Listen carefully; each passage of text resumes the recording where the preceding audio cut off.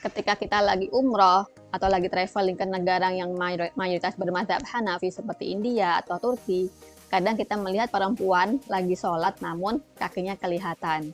Padahal di video sebelumnya kita udah membahas bahwa yang boleh diperlihatkan saat sholat hanya muka dan telapak tangan. Kita bahas di slide selanjutnya ya. Ini hadis tentang menutup telapak kaki saat sholat. An Ummi Salamah, dari Ummi Salamah radhiyallahu anha. Beliau adalah istri Nabi Shallallahu Alaihi Wasallam. Jadi beliau bertanya kepada Nabi Shallallahu Alaihi Wasallam, "Atushallil mar'atu fi dira'in wa khimarin?" Apakah boleh gitu ya wanita itu sholat fi dira'in dengan pakai dir. Dir itu dia gamis, kalau zaman sekarang gamis atau long dress. Wa khimarin, dan kerudung.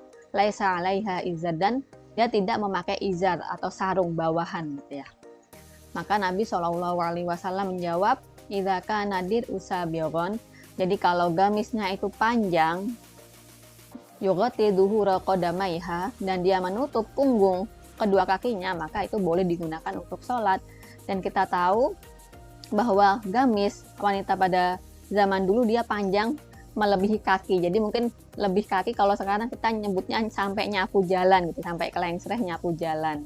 Beda sama perempuan zaman sekarang. Kalau perempuan zaman sekarang kan biasanya gamisnya itu di bawah mata kaki sedikit, jarang yang sampai panjang lebih dari 10 cm di bawah kaki gitu ya. Karena kalau gamisnya udah panjang gitu ya, udah melebihi kaki gitu ya, dia sudah mencukupi untuk menutup kedua kaki.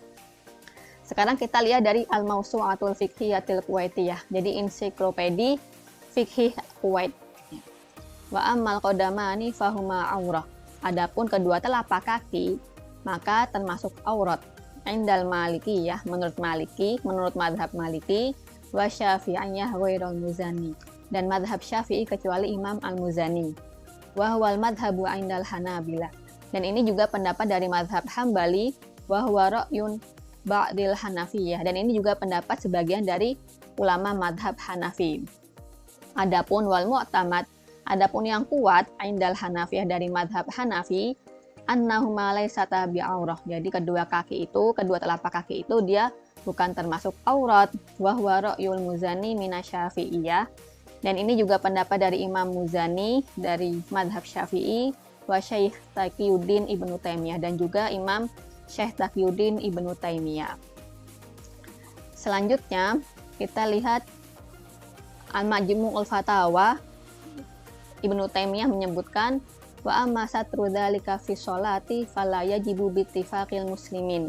Adapun menutup wajah dan telapak tangan dalam sholat tidak wajib bagi menurut kesepakatan kaum muslimin. Bal yajuzu laha ibda'uhuma fi sholati. Namun boleh diperlihatkan, jadi boleh diperlihatkan ya tangan dan muka, boleh diperlihatkan ketika sholat inda jumhuril ulama, menurut kesepakatan para ulama, ka Abi Hanifah seperti Imam Abu Hanifah, wa Syafi'i dan Imam Syafi'i, wa ghairihima dan selain keduanya. Wa huwa ihda riwayataini an Ahmad. Selanjutnya wa kadzalikal qadamu, begitu juga kaki al-qadamu atau telapak kaki, yajuzu ibda'uhu inda Abi Hanifah wa huwal aqwa. Jadi telapak kaki boleh diperlihatkan, boleh kelihatan menurut madhab Abi Hanifah. Jadi di sini jelas ya.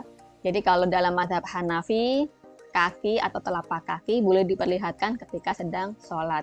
Jadi kalau kita lihat pengertian al-qadam, jadi al-qadam itu ada dua pengertian. Kalau dalam bahasa Indonesia itu bisa berarti kaki gitu ya. Jadi dia rijlul insan alatiya atau bihal ard, jadi kaki yang menyentuh tanah gitu ya. Wa huwa juz'ul sufla min rijlil insan. Begitu juga dia bagian yang bawah dari kaki manusia. Maka kalau diartikan ke dalam bahasa Indonesia dia adalah telapak kaki. Begitu juga al-qadam bisa berarti sebagai kaki gitu ya. Karena dia tujadu indal insan adzafir fil qadam. Karena kaki kan terdapat kupu-kupu gitu ya.